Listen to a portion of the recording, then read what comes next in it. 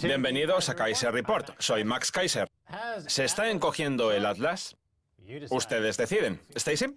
Max, antes de adentrarnos en el tema de hoy, me gustaría decir una cosa que se me había olvidado comentar durante la semana. Felicidades por ser el Kaiser que ha reinado más tiempo en Kaiser Report. Sí, es estupendo.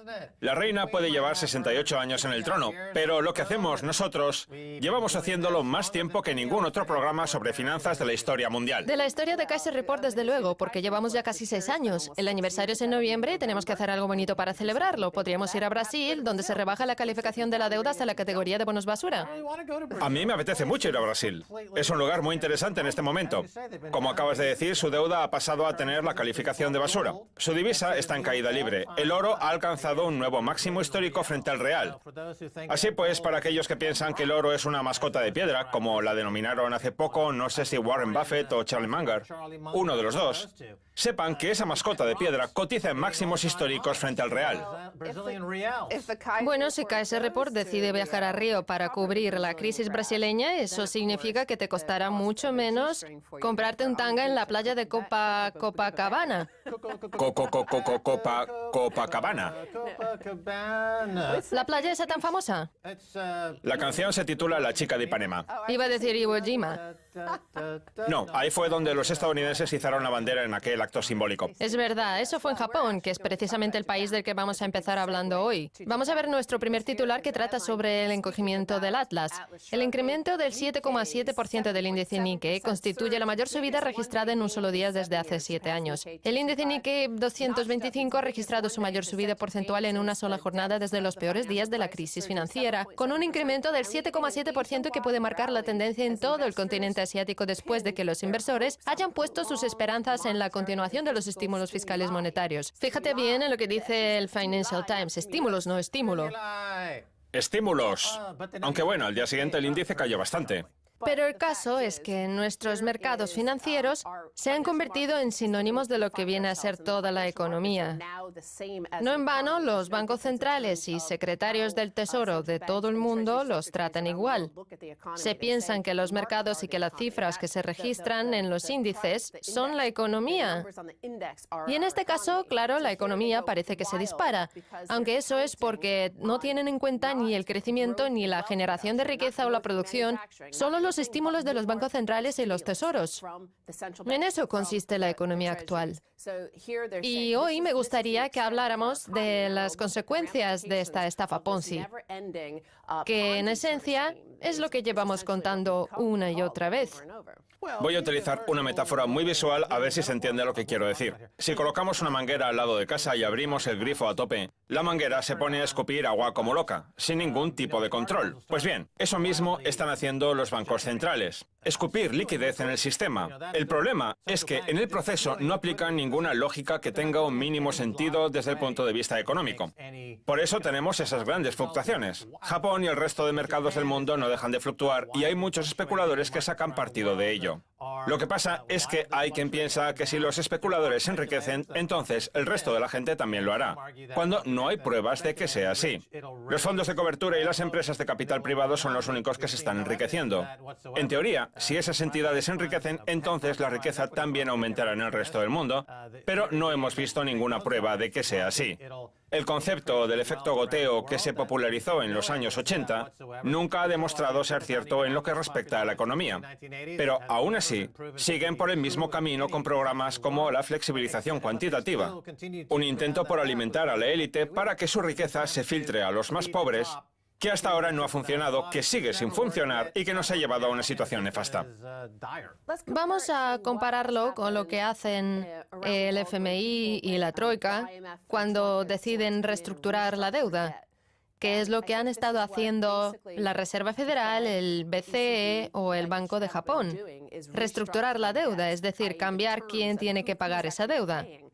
Vamos a ver un tuit de Ben Harris sobre la deuda ucraniana. El VTB pone en perspectiva el acuerdo sobre la deuda ucraniana. Nuestros nietos serán los que paguen. Los gráficos muestran el perfil de la deuda antes y después de la reestructuración. Si nos fijamos en el primer gráfico, vemos que todos los pagos había que afrontarlos este año, el que viene y al otro. De forma que las mayores cantidades de deuda irían desapareciendo con el tiempo y nuestros nietos tendrían mucho menos que pagar.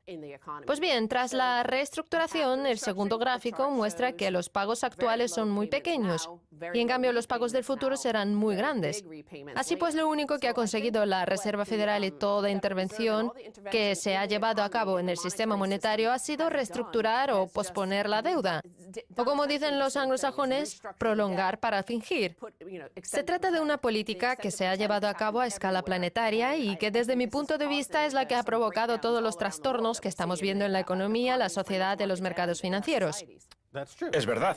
Y esa política de prolongar para fingir está alimentada por las continuas bajadas de las tasas de interés. Si recuerdas, la Reserva Federal decía en el mes de marzo que iba a subir los intereses en Estados Unidos, pero no lo hizo. Luego dijeron que lo harían en verano y tampoco. Más tarde salió el rumor de que podrían hacerlo en septiembre, pero una vez más no lo van a hacer y lo van a volver a dejar para más tarde.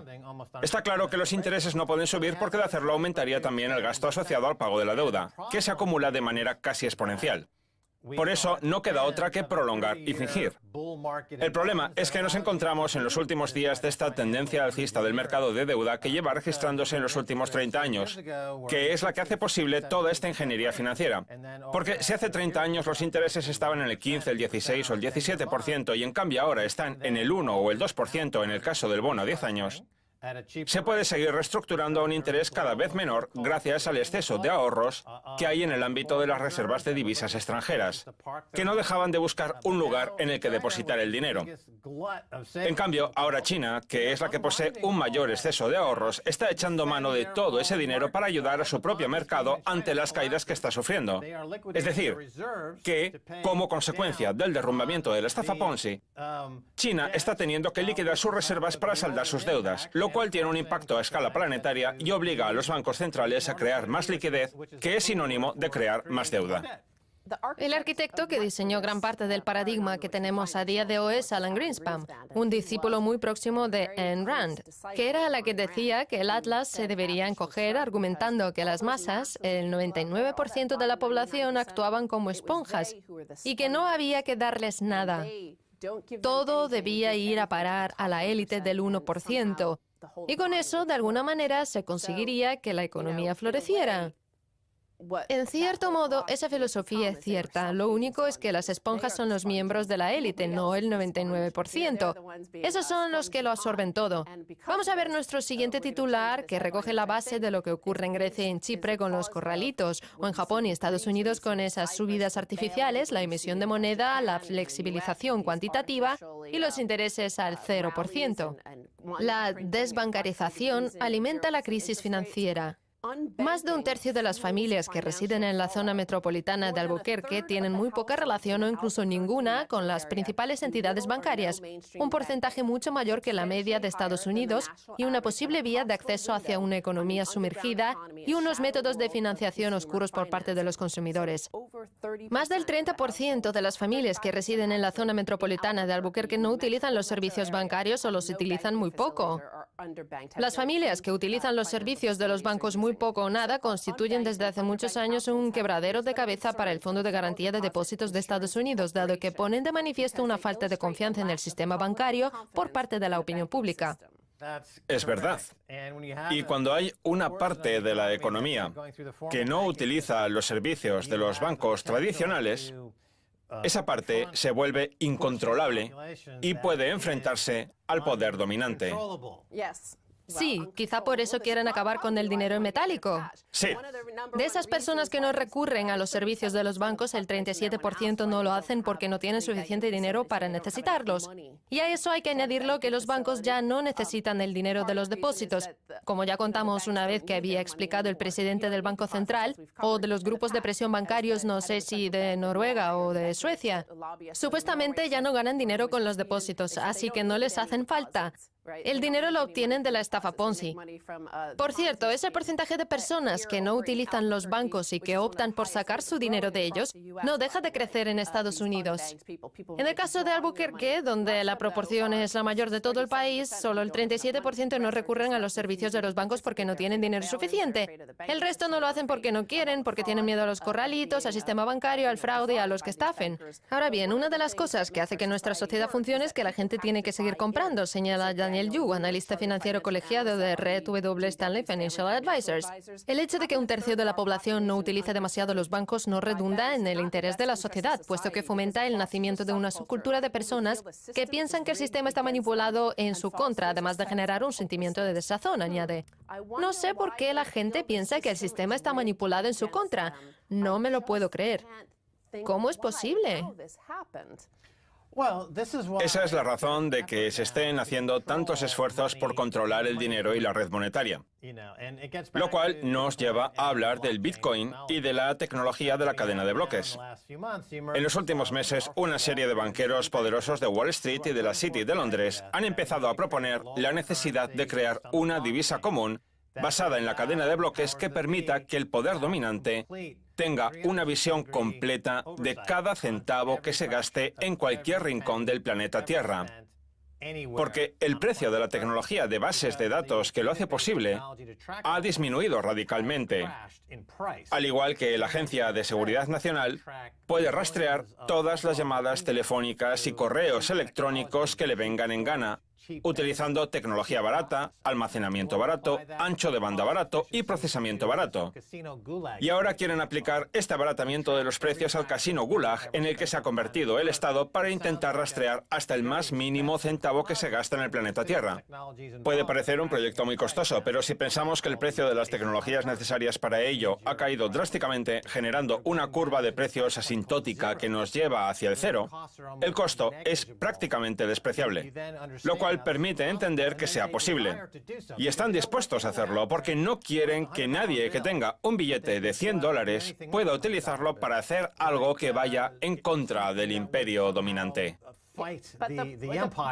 Pero el problema no es si el sistema bancario se hace con una cadena de bloques. El problema es que el 35,5% de la población que reside en la zona metropolitana de Albuquerque y el 27,4% del total de los estadounidenses no creen en el sistema. Y el dinero ya no les hace falta.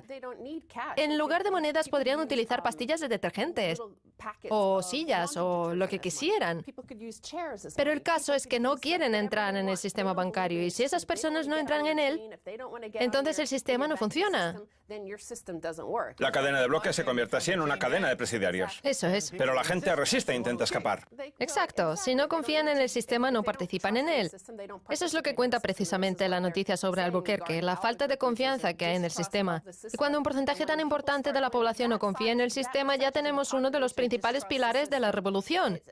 Si la gente no tiene la sensación de sacar nada positivo del sistema en el que vive, entonces se rebela. Muy bien. Estoy deseando que ocurra. Gracias. Larga vida a Kaiser. Gracias. Nos quedan al menos otros 500 años más y si no quieren perderse los próximos minutos, no se vayan. Tenemos mucho más.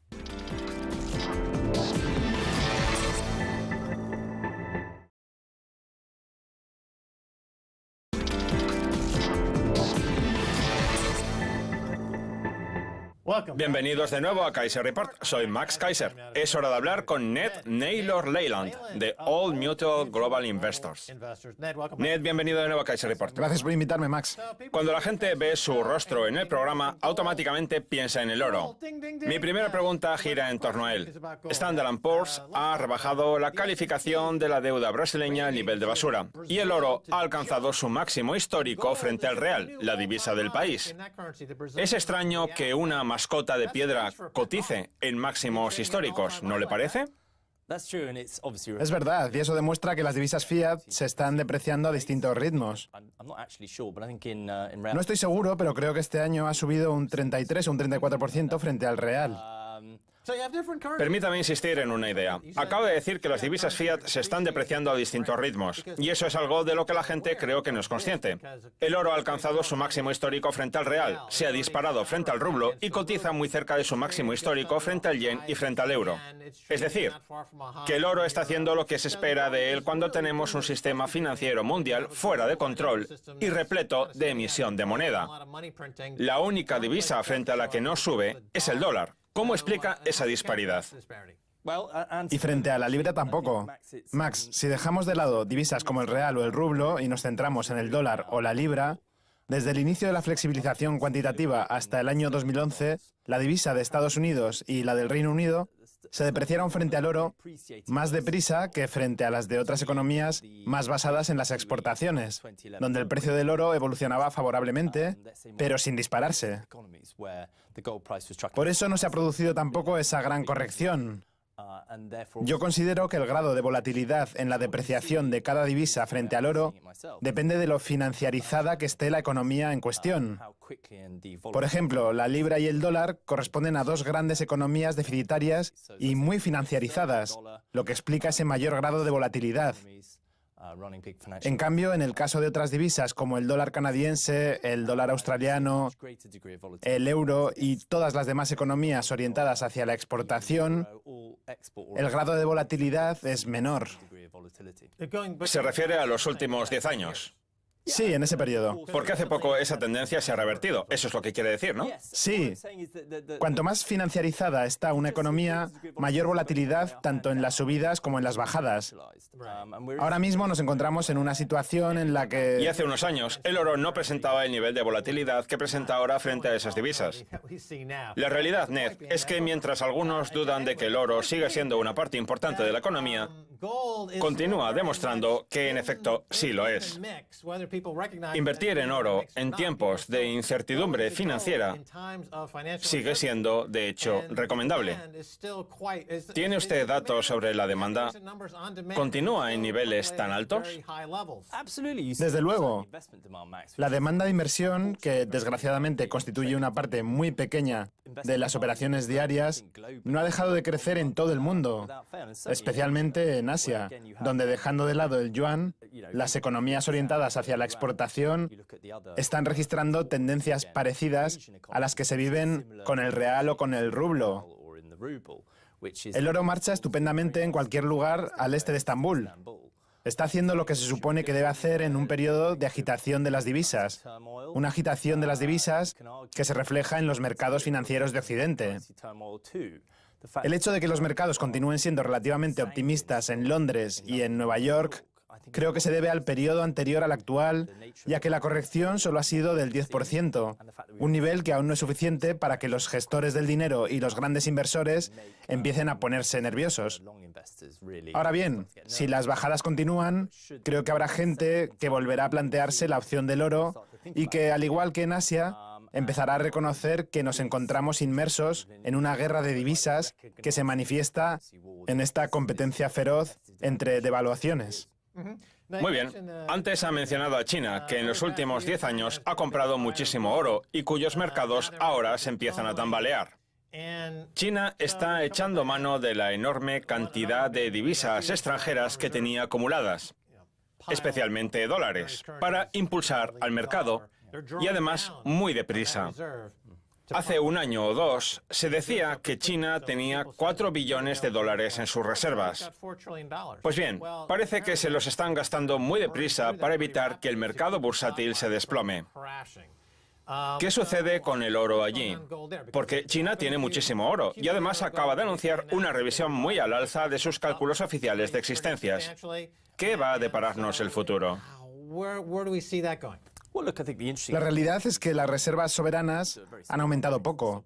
Probablemente quisieron hacer ver que crecían mucho para entrar en la cesta de divisas de los derechos especiales de giro. Bueno, no sé si poco, pero desde luego no lo que esperaban los mercados. Bueno, no lo que esperábamos nosotros. En este programa.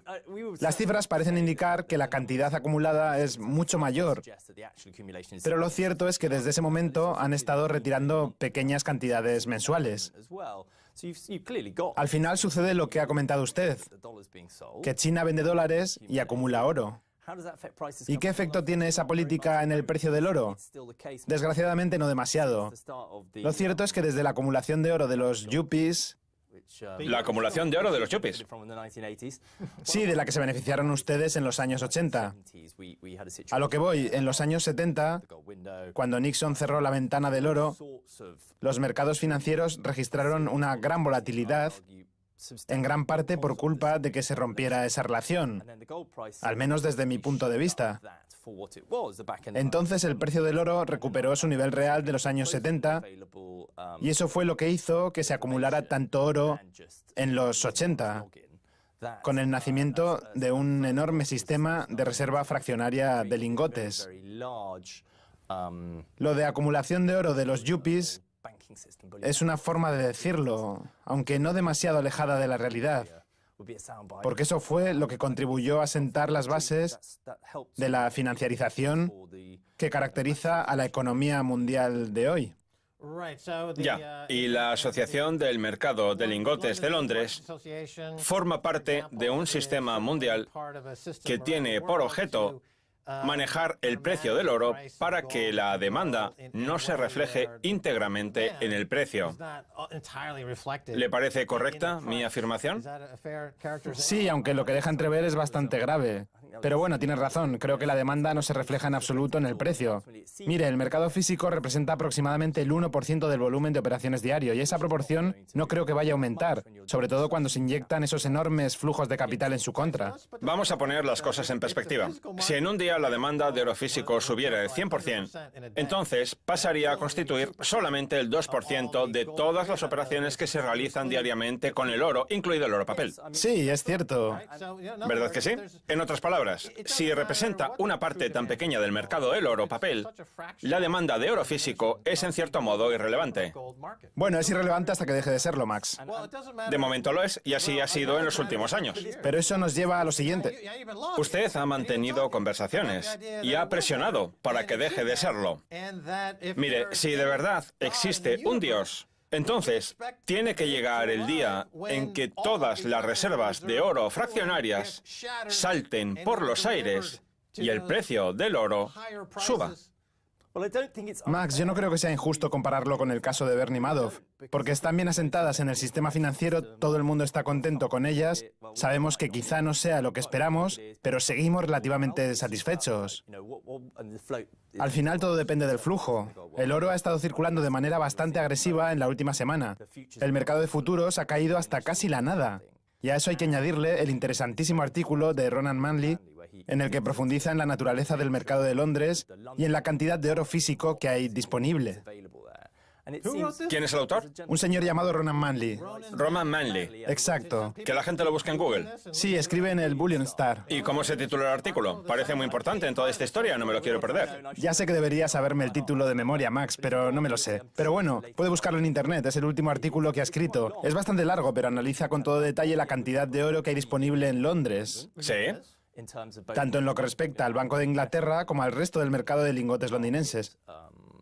Y la verdad es que deja muy claro que dejando de lado los ETF, Los fondos negociables en el mercado. sí, el metal que afirman tener. El caso es que si dejamos de lado los ETF, prácticamente no hay oro, como cabría imaginar, lo cual plantea la siguiente pregunta. ¿Qué está pasando realmente con las reservas soberanas y con el sistema no asignado?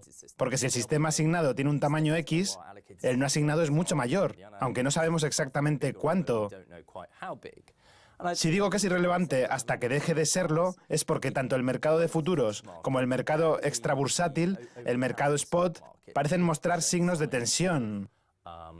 Yo creo que en algún momento dado alguien exigirá que se le entregue una cantidad bastante importante y eso ocasionará un retraso en la entrega que provocará a su vez un efecto dominó. Es muy difícil decir cuándo, Max, pero creo que en este momento la situación está muy interesante. La reina acaba de celebrar sus... ¿cuántos son? ¿60 y tantos o 70 años en el trono? Seguramente. Quiero decir que ha sabido perpetuar la monarquía británica. Pues bien, Tendremos que esperar otro tanto, 60 años más, para... No sé qué relación tiene esto con el tema que nos ocupa. Quizá me haya acordado porque ha salido en las noticias. A lo que voy, ¿queda tanto para que eso suceda? ¿Estaré muerto y enterrado? No. Hace 2 días alguien, no recuerdo quién, escribió un tuit diciendo que durante el reinado de Isabel II la libra se ha devaluado un 95%. Madre mía. Creo que fue la noticia más interesante del día, si le interesan estos temas. Pero volviendo al oro, no creo que haya que esperar tanto. Yo no puedo hablar todo lo mal de la reina que me gustaría porque mi madre la adora. Deben de tener la misma edad, más o menos. Ya veo. Siempre está defendiéndola y dándole ánimos. Dice algo así como los septuagenarios al poder. Bueno, para crear un mercado hacen falta 2 partes, Max. Sí, si le parece, vamos a hacer una segunda parte de la entrevista para seguir hablando de este mercado de Alicia en el País de las Maravillas que tanto nos ahoga a los entusiastas del oro. Que además tenemos que resistir las acometidas de nuestros adversarios. Que a uno lo llamen fanático del oro pase, pero hablar de las pepitas de oro como mascotas de piedra ya me parece inaceptable. Creo que la frase es de Warren Buffett o Charlie Munger, uno de los dos. No se lo revuelve el estómago cuando un gran hombre de negocios como esos se refiere al material con el que hemos trabajado toda la vida como una mascota de piedra. Creo que me preocuparía más si dijeran lo contrario. Es la propaganda normal que se puede esperar de ese sector. No me preocupa demasiado. Porque han invertido mucho en el mundo de la financiarización. Exacto, la gente no... Espere, lo dejamos aquí por hoy. Está bien. El próximo día seguiremos con la segunda parte. Me despido de usted por hoy. Esto es todo por hoy en Kaiser Report. Somos Max Kaiser y Stacey Herbert. Quiero dar las gracias a nuestro invitado Ned Naylor Leyland de Old Mutual Global Investors. Si quieren contactar con nosotros, escríbanos un tuit a Kaiser Report. Hasta la próxima. Adiós.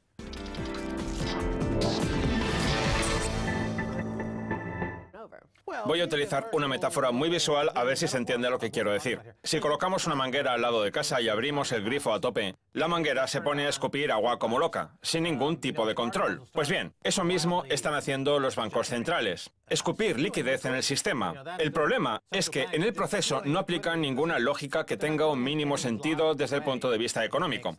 Por eso tenemos esas grandes fluctuaciones. Japón y el resto de mercados del mundo no dejan de fluctuar y hay muchos especuladores que sacan partido de ello.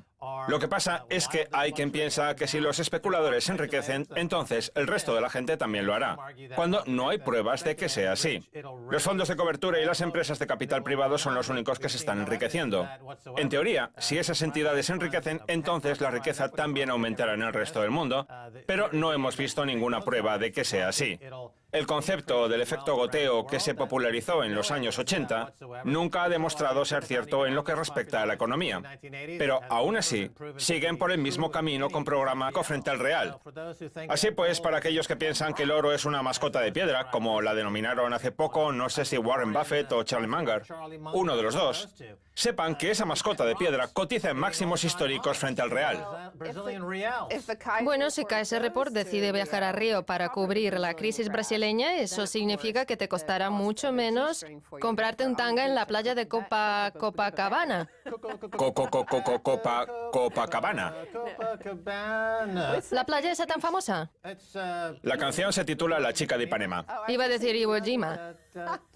No, ahí fue donde los estadounidenses izaron la bandera en aquel acto simbólico. Es verdad, eso fue en Japón, que es precisamente el país del que vamos a empezar hablando hoy. Vamos a ver nuestro primer titular que trata sobre el encogimiento del Atlas. El incremento del 7,7% del índice Nikkei constituye la mayor subida registrada en un solo día desde hace 7 años. El índice Nikkei 225 ha registrado su mayor subida porcentual en una sola jornada desde los peores días de la crisis financiera, con un incremento del 7%.